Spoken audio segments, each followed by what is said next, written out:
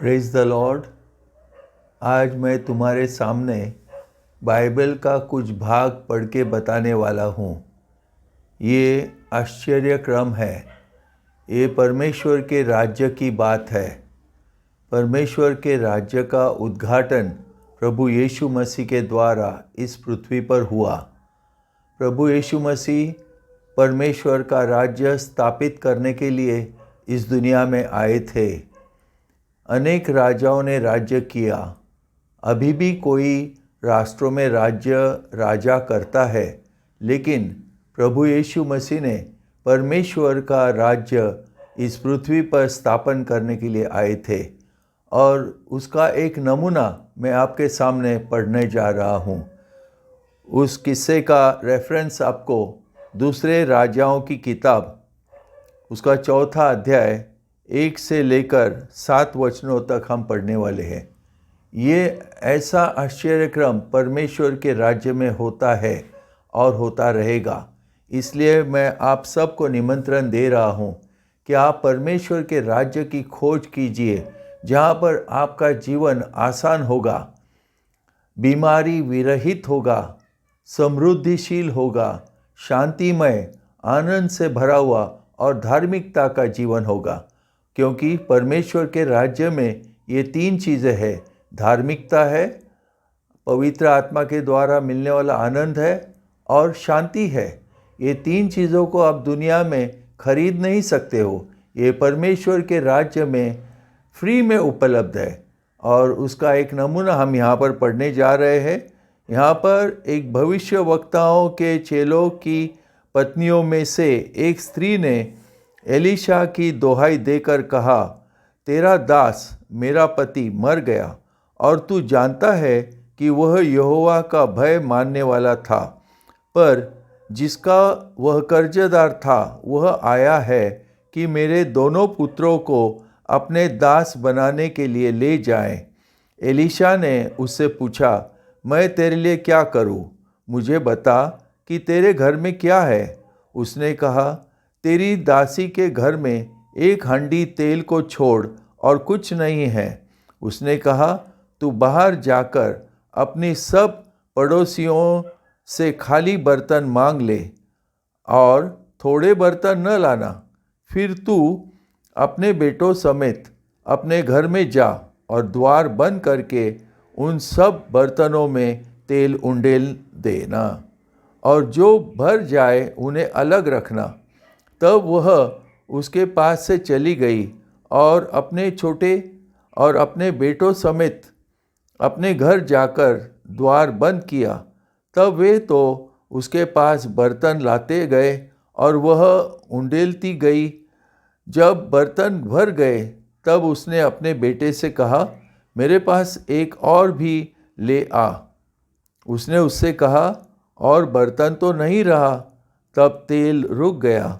तब उसने जाकर परमेश्वर के भक्त को यह बात बता दी और उसने कहा, जा तेल बेचकर ऋण भर दे और जो रह जाए उससे तू और अपने पुत्रों सहित अपना निर्वाह करना।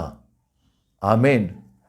प्रियो, यहाँ पर हम देखते हैं कि इस स्त्री का पति मर चुका है।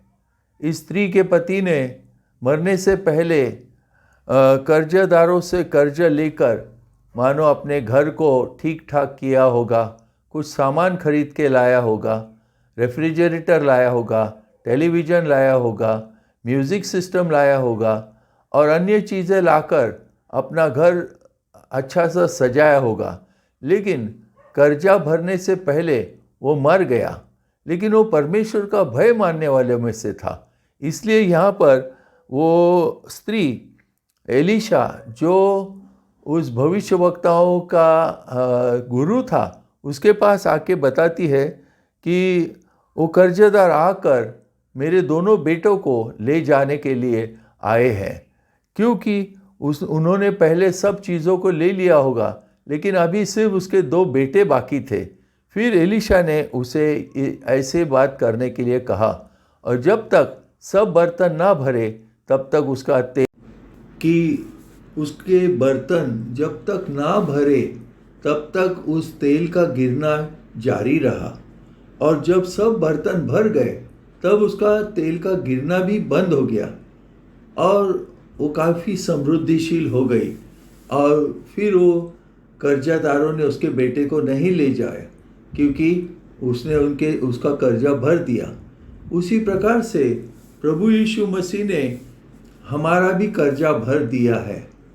हम पापी अवस्था में थे, हमने जानते हुए या अज्ञानता में पाप किया होगा, लेकिन हमें एक चीज़ मालूम है कि हम सब ने पाप किया है और उस पाप का दंड भरने के लिए यीशु मसीह इस दुनिया में आए थे और उन्होंने अपना कार्य पूरा किया। लेकिन जब वो इस दुनिया में आए थे तब उन्होंने परमेश्वर के राज्य का उद्घाटन किया, परमेश्वर के राज्य का स्थापन किया, और परमेश्वर के राज्य में कौन सी बातें होती है वो बताने के लिए कुछ चिन्ह और चमत्कार उन्होंने किए। और उनमें से हम कुछ चिन्ह और चमत्कार को पढ़ते हैं, लेकिन मुझे आपको पहले बताने दो कि इन चिन्ह और चमत्कारों के द्वारा एक मकसद पूरा होने का है। वो मकसद ये है कि जैसा यूहन्ना के सुसमाचार में लिखा है उसके 20वें अध्याय में और 30 और 31 वचन में लिखा है, ये इसका मकसद है। ये जो चमत्कार इन किताबों में बाइबल में लिखे हैं यीशु मसीह के द्वारा किए हुए, इसका कुछ मकसद है। और इस पुस्तक में ये जो चमत्कार लिखे हैं उसका मकसद ये है कि हम विश्वास करें। जैसे यहाँ पर लिखा है, यीशु ने और भी बहुत से चिन्ह चेलों के सामने दिखाए जो इस पुस्तक में लिखे नहीं गए, परंतु ये लिखे गए हैं कि तुम विश्वास करो कि यीशु ही परमेश्वर का पुत्र मसीह है और विश्वास करके उसके नाम से जीवन पाओ। आज सारी पृथ्वी मसीहा के लिए रुकी हुई है। मसीहा तो आके गया, मसीहा तो यीशु मसीह था, वो मनुष्य को छुड़ाने के लिए आया था, उसके हाल हवाल बदलने के लिए आया था। उसके हाल हवाल बिकट इसलिए हुए थे कि वो पाप कर बैठा था, और पाप का फल, पाप का मजदूरी, तो फिर तुम्हें कभी मृत्यु के बारे में सोचने की आवश्यकता ही नहीं आएगी। आइए हम यूहन्ना का 3रा अध्याय कुछ वचनों में पढ़ेंगे और फिर हम आज का ये संदेश समाप्त करेंगे। तो यहाँ पर हम देखते हैं कि फरीसियों में निकोदेमस नाम का एक मनुष्य था जो यहूदियों का सरदार था। उसने रात को यीशु के पास आकर उससे कहा, हे रब्बी, हम जानते हैं कि तू परमेश्वर की ओर से गुरु होकर आया है, क्योंकि कोई इन चिन्हों को जो तू दिखाता है यदि परमेश्वर उसके साथ न हो तो नहीं दिखा सकता। यीशु ने उसको उत्तर दिया, मैं तुझसे सच सच कहता हूँ, यदि कोई नए सिरे से न जन्मे तो परमेश्वर का राज्य देख नहीं सकता। निकोदेमस ने उससे कहा, मनुष्य जब बूढ़ा हो गया तो कैसे जन्म ले सकता है? क्या वह अपनी माता के गर्भ में दूसरी बार प्रवेश करके जन्म ले सकता है? यीशु ने उत्तर दिया, मैं तुझसे सच सच कहता हूँ, जब तक कोई मनुष्य जल और आत्मा से न जन्मे तो वह परमेश्वर के राज्य में प्रवेश नहीं कर सकता। क्योंकि जो शरीर से जन्मा है वह शरीर है, और जो आत्मा से जन्मा है वह आत्मा है। अचंभा न कर कि मैंने तुझसे कहा, तुझे नए सिरे से जन्म लेना आवश्यक है। हवा जिधर चाहती है उधर चलती है और तू उसका शब्द सुनता है, परंतु नहीं जानता कि वह कहाँ से आती और किधर को जाती है। जो कोई आत्मा से जन्मा है वह ऐसा ही है।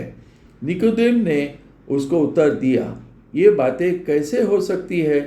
यह सुनकर यीशु ने उससे कहा, तू इज़राइलियों का गुरु होकर भी क्या इन बातों को नहीं समझता?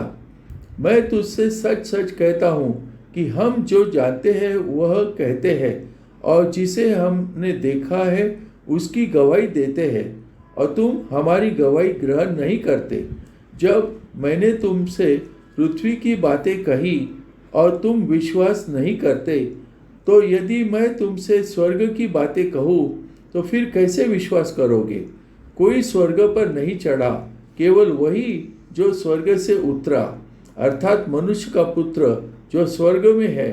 और जिस रीति से मूसा ने जंगल में सांप को ऊंचे पर चढ़ाया, उसी रीति से अवश्य है कि मनुष्य का पुत्र भी ऊंचे पर चढ़ाया जाए, ताकि जो कोई उस पर विश्वास करे वह अनंत जीवन पाए। क्योंकि परमेश्वर ने जगत से ऐसा प्रेम रखा कि उसने अपना इकलौता पुत्र दे दिया, ताकि जो कोई उस पर विश्वास करे वह नष्ट न हो परंतु अनंत जीवन पाए। परमेश्वर ने अपने पुत्र को जगत में इसलिए नहीं भेजा कि जगत पर दंड की आज्ञा दे, परंतु इसलिए कि जगत उसके द्वारा उद्धार पाए। जो उस पर विश्वास करता है उस पर दंड की आज्ञा नहीं होती, परंतु जो उस पर विश्वास नहीं करता वह दोषी ठहर चुका, इसलिए कि उसने परमेश्वर के एकलौते पुत्र के नाम पर विश्वास नहीं किया। और दंड की आज्ञा का कारण यह है कि ज्योति जगत में आई है और मनुष्यों ने अंधकार को ज्योति से अधिक प्रिय जाना, क्योंकि उनके काम बुरे थे। क्योंकि जो कोई बुराई करता है वह ज्योति से बैर रखता है और ज्योति के निकट नहीं आता, ऐसा न हो कि उसके कामों पर दोष लगाया जाए। परंतु जो सत्य पर चलता है वह ज्योति के निकट आता है, ताकि उसके काम प्रकट हो कि वह परमेश्वर की ओर से किए गए हैं। आइए हम प्रार्थना करेंगे। और मेरा विश्वास है कि आज जो भी ये वीडियो देख रहा होगा, सुन रहा होगा, वो जो कोई बीमारी से गुजर रहा होगा, भले वो कैंसर हो, एड्स की बीमारी हो, या बोन्स के फ्रैक्चर की बीमारी हो, या डायलिसिस पर हो, या किसी भी प्रकार का हार्ट का प्रॉब्लम हो, वो सब इन बीमारियों से चंगा होने वाला है। ये मेरा दावा है। आप इस वीडियो को सुनते रहिए, बारंबार सुनते रहिए। परमेश्वर की आत्मा आपके अंदर प्रवेश करके इन सारे बीमारियों को दूर करेगी और तुम्हें एक चंगा जीवन देगी। भला आशीष से भरा हुआ जीवन तुम्हें प्राप्त होगा। आइए हम प्रार्थना करेंगे।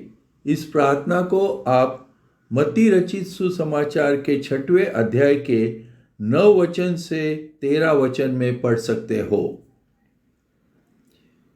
हे हमारे पिता, तू जो स्वर्ग में है, तेरा नाम पवित्र माना जाए, तेरा राज्य आए, तेरी इच्छा जैसे स्वर्ग में पूरी होती है वैसे पृथ्वी पर भी हो। हमारी दिन भर की रोटी आज हमें दे, और जिस प्रकार हमने अपने अपराधियों को क्षमा किया है वैसे ही तू भी हमारे अपराधों को क्षमा कर। और हमें परीक्षा में न ला, परंतु बुराई से बचा, क्योंकि राज्य और पराक्रम और महिमा सदा तेरे ही है। आमीन। प्रभु आप सबको आशीष दे।